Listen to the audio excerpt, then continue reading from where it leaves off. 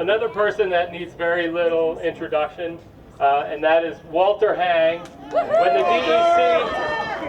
When the DEC was telling everybody, we've been drilling for years and there's never been a problem. Well, Walter Hang changed that.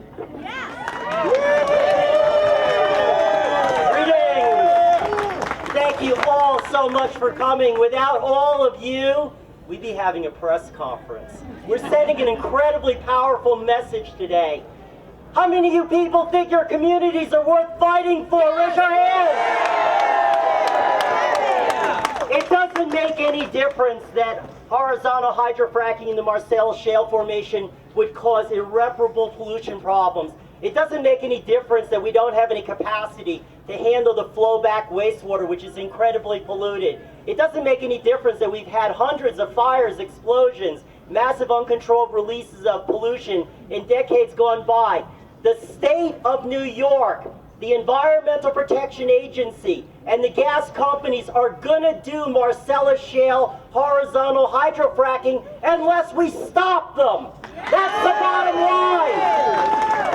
We're in the most brutal political fight of our lives, of our generation, and we're only gonna have one chance to win this. And we can. A year ago, this was going to be a done deal. People were going to comment on the draft supplemental generic environmental impact statement that was going to be adopted. We changed all that. Yeah. So when you listen and talk to the EPA, that's great.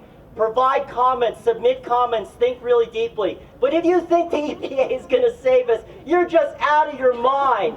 If you think that the Department of Environmental Conservation, which is run by some of my best friends, is going to save us, you're out of your mind. There's only one thing you can rely on, and that's all of us working together in organized fashion to kill this draft supplemental generic environmental impact statement. Once that final is adopted, everything is going to tip forward.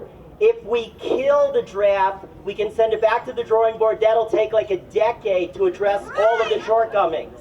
Now the key thing is, even if we can't kill the draft now, if we prevent it from being adopted this fall, okay, then Andrew Cuomo is going to have to deal with this right after he takes his hand off the Bible, assuming he gets elected governor.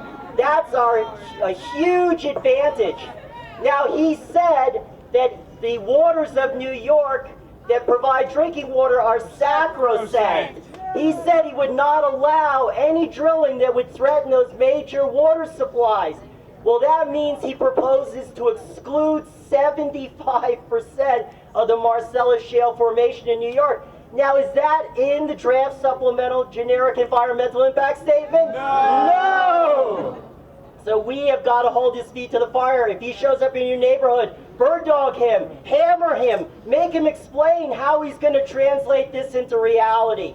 And most importantly, call Patterson, call Pete Granis, implore them, beg them, threaten them, figuratively speaking, to withdraw this draft.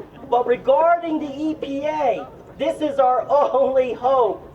We need Judith Inc., we need Lisa Jackson to lean hard on the state authorities. Listen to what they wrote at the end of last year.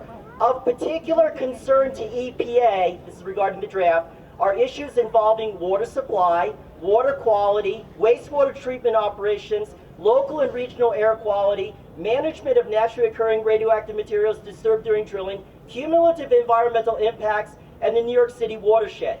EPA recommends that these concerns be addressed and essential environmental protection measures established prior to the completion of the SECRA process, but they consider that a recommendation only. We've got to make them enforce their concerns. We've got to get them to lean on New York State to withdraw the draft. So stay focused, work hard, kill that draft, nothing else matters. Thank you so much. It's been a great year.